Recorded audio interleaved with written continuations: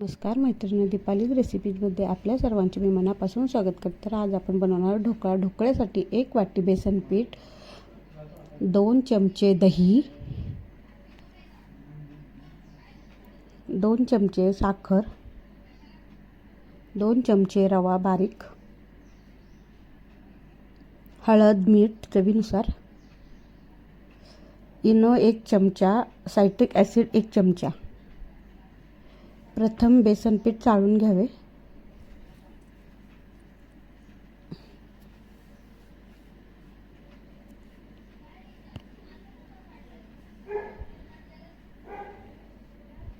बेसन पीठ चाळून घेतल्यानंतर दुसऱ्या एका ताटात दही, मीठ, हळद,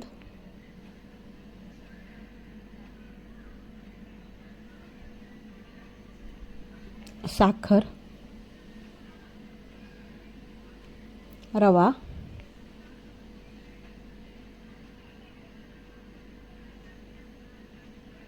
आणि त्याच्यात अर्धी वाटी पाणी घालून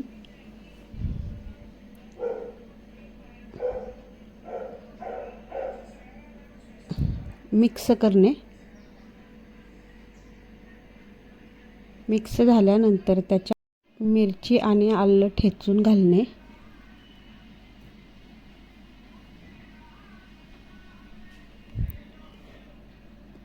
मिरची आणि आलं ठेचून घातल्यानंतर ते सर्व मिक्स करणे.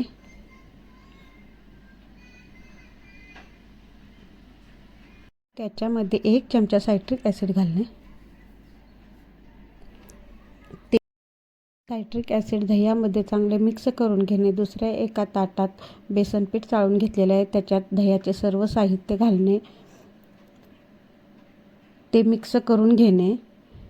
मिक्स झाल्यानंतर त्याच्यात पिठामधील सर्व गाठी फोडून घेणे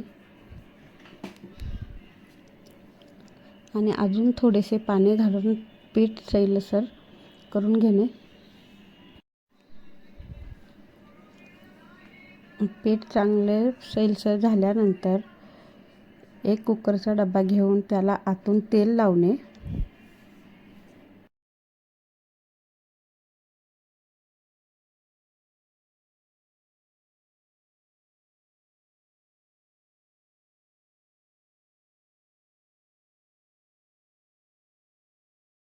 तर या मिश्रणात 2 चमचे तेल घालून सर्व मिक्स करणे.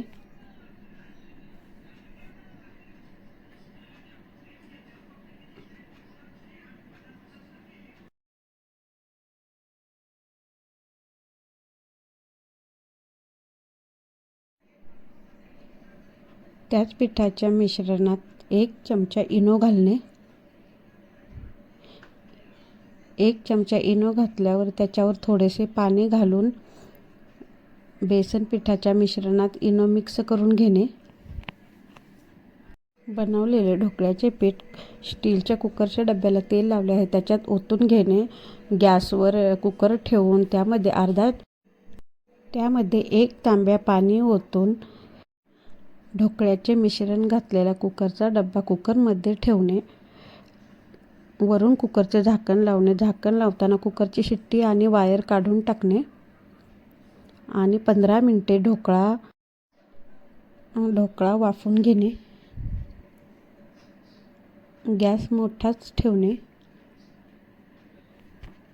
ढोकळा शिजला का आहे नाही हे पाहण्यासाठी कुकरचे झाकण काढून त्यामध्ये चाकू घालून चाकूला जर ढोकळ्याचे मिश्रण लागले तर परत थोडे वाफवणे. जर चाकूला ढोकळ्याचे मिश्रण नाही लागले तर गॅस बंद करणे आणि ढोकळा खाली काढून घेणे.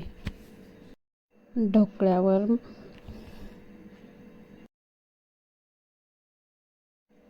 आणि तयार झाला आहे आपला ढोकळा.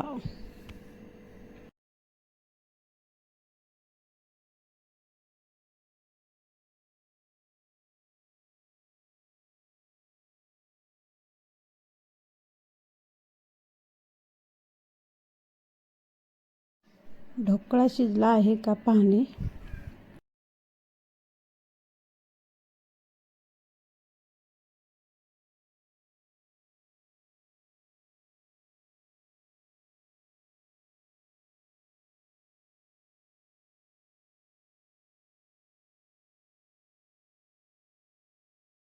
एका छोट्या पातेल्यात 1 चमचा तेल घालून त्याच्यामध्ये जिरी, मोहरी, कढीपत्ता, मिरची, साखर, मीठ घालून परतून घेणे व त्याच्यामध्ये पाणी ओतून ढोकळ्यावर टाकण्यासाठी फोडणी तयार करणे.